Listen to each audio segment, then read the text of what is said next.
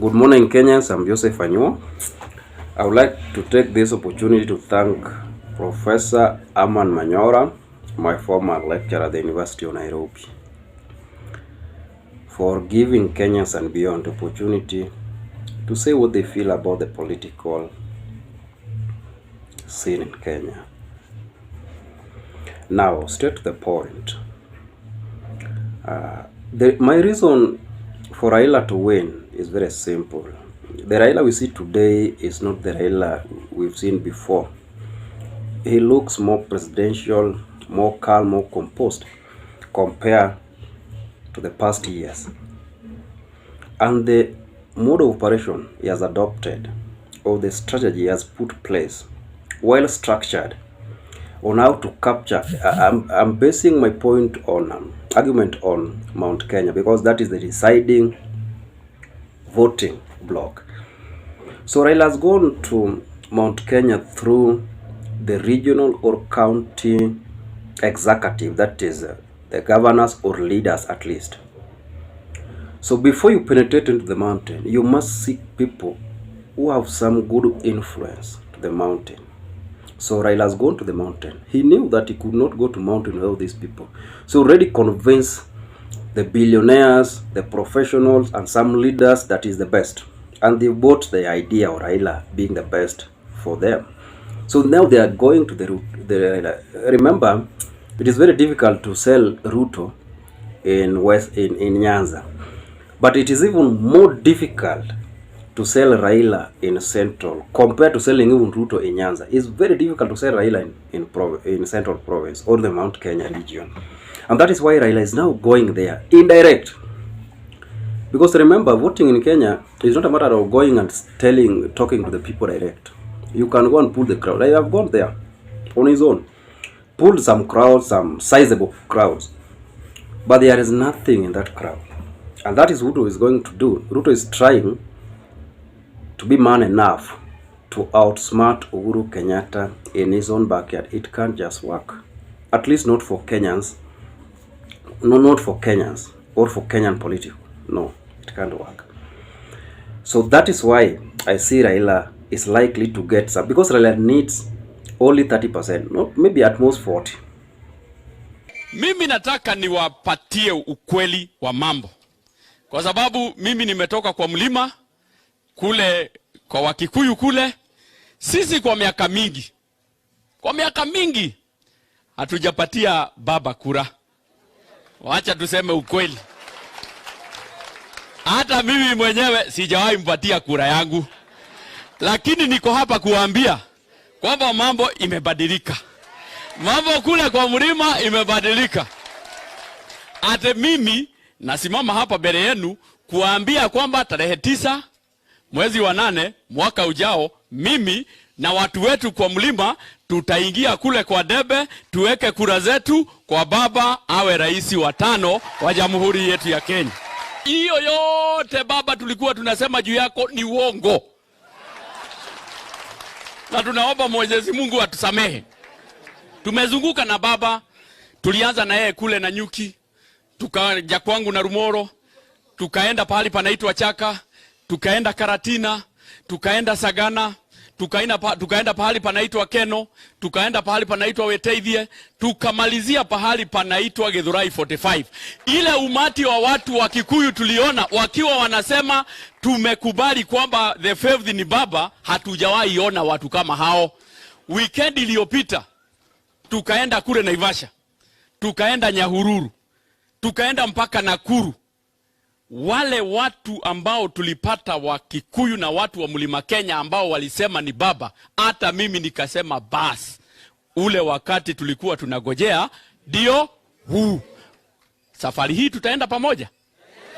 Nataka munionyeshe kwa mkono kwamba sisi wote salala. Kumbe mlikuwa mnatufichia, kumbe ni viongozi wenu wachache ambao walikuwa wamepiga kona. First, Raila does not even need the entire central votes. He only needs some sizable votes, around 800,000 for him to win. But Ruto needs more than 80%. For Ruto to win, Ruto must get over 80%. And Raila is getting 30% using the regional leaders. Because the narrative of Raila in the mountain is that he has been demonized many years. So to outdo that, you don't just go people direct. You need people who can easily convince them starting from their homes, from their own houses, their homes, their villages, locations, sub-locations, all up to the district, up to the county level. And that is what I have done. So to me, since the destiny of Ruto is written on the mountain, he must get over 80%. But I don't see where 80% is coming from the mountain. Uhuru has not yet spoken. The moment the kingpin will go and tell them the reason why I've been made to believe that he's soon going there. So let's wait and see if that will unlock the Ruto's narrative on the mountain. Thank you for watching. Fellow Kenyans, ladies and gentlemen, I am Paul Komolo, PK, young political analyst, and I want to comment on our current political situation. I want to start by stating that Kenyan politics is guided by our ethnic diversity and regional mobilization. Going by the previous trends, every region has had its own preferred presidential candidate. And I believe that 2022 will not be an exemption. Therefore, this brings my attention to what is happening in Mount Kenya region. Mount Kenya is in a state that could be called by laymen as a state of confusion.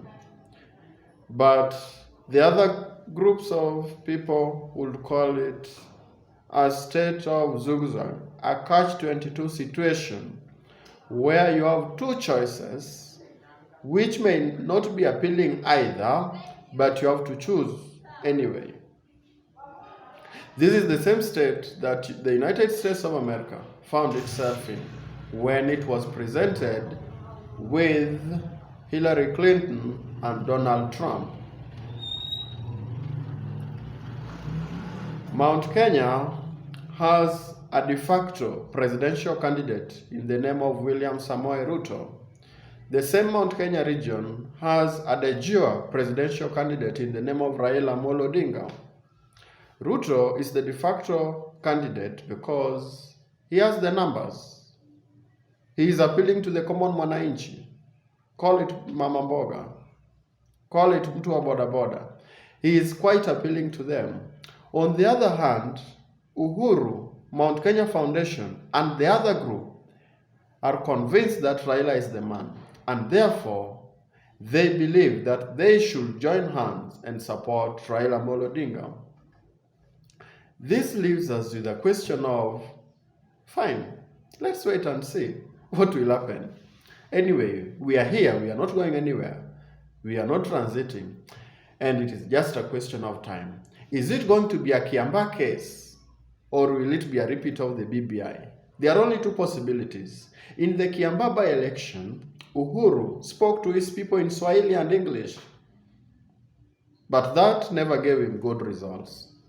In the BBI, Uhuru spoke to his people in the local dialect, which they quite understand very well, which they really understand very well. And the result was amazing. Uhuru, just by calling Sagana 2, we saw him bring all the Mount Kenya County Assemblies on board to support BBI, and it was unanimously passed on that Super Tuesday.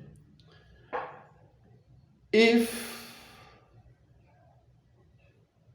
Uhuru's Sagana 3 is something to go by, then we are expecting a repeat of what happened on the Super Tuesday.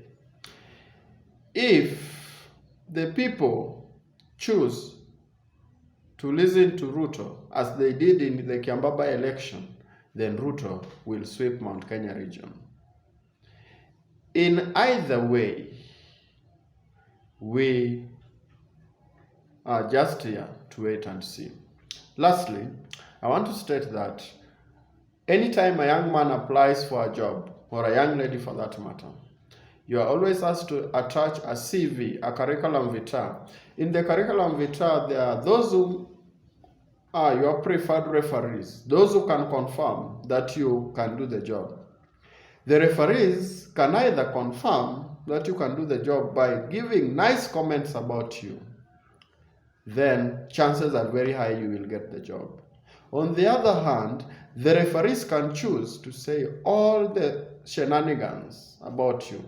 For instance, they can say, that is a very late comer, never takes his work serious,